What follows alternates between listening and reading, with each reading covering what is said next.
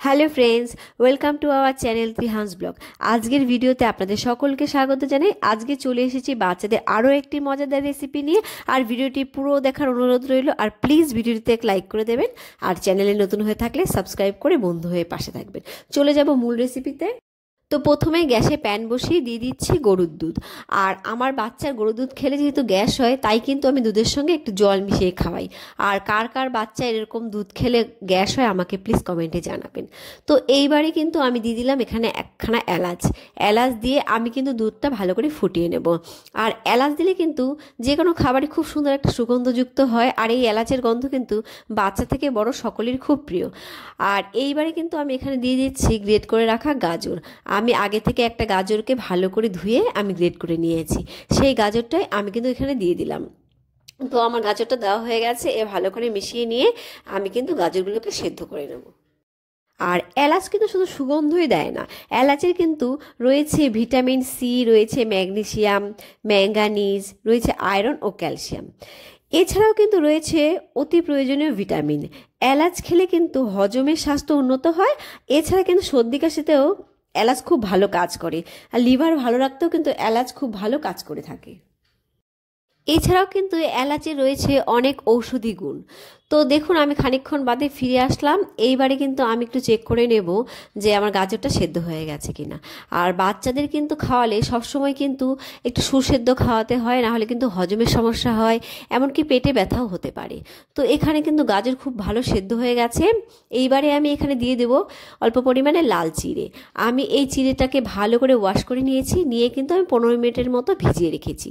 এতে কিন্তু চিড়েটা অনেকটা সফট হয়ে গেছে। এবারে আমি চিড়েটা দিয়ে দিলাম, দিয়ে কিন্তু ভালো করে মিশিয়ে নেব। মিশিয়ে আমি চিড়েটাকে সেদ্ধ করে নেব। আর আপনারা কিন্তু এখানে সাদা চিড়েও ব্যবহার করতে পারেন, তবে কিন্তু সাদা চিড়ের তুলনায় লাল চিড়ের পুষ্টিগুণটা অনেক বেশি।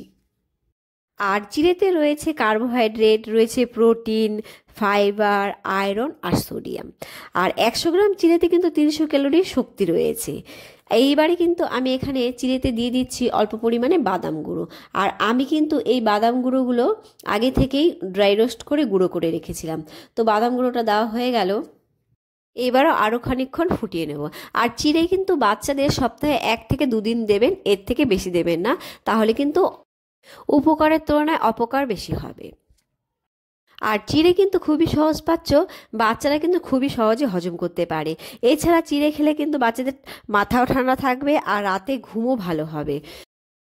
চিড়েতে যেহেতু আয়রন রয়েছে, তাই কিন্তু চিড়ে খেলে বাচ্চাদের আয়রনের ঘাটতি অনেকটা পূরণ হবে। আর আপনারা কিন্তু মাঝে মধ্যে ভাতের পরিবর্তে চিড়েও দিতে পারেন। তো দেখুন, এখানে কিন্তু প্রায় আমার চিড়েটা সেদ্ধ হয়ে এসছে। আর আপনাদের বাচ্চারা যদি চিবিয়ে খেতে না পারে, এই পর্যায়ে কিন্তু আপনারা একটু ম্যাশ করে নেবেন। আর আমি কিন্তু এর থেকে বেশি আর শুকোবো না, কারণ চিড়েটা কিন্তু আরও ঠান্ডা হলে অনেকটাই জল টেনে শুকিয়ে যাবে। তো এখানে কিন্তু আমার চিড়েটা রেডি হয়ে গেছে। এইবারে কিন্তু আমি বাটিতে ঢেলে নেব।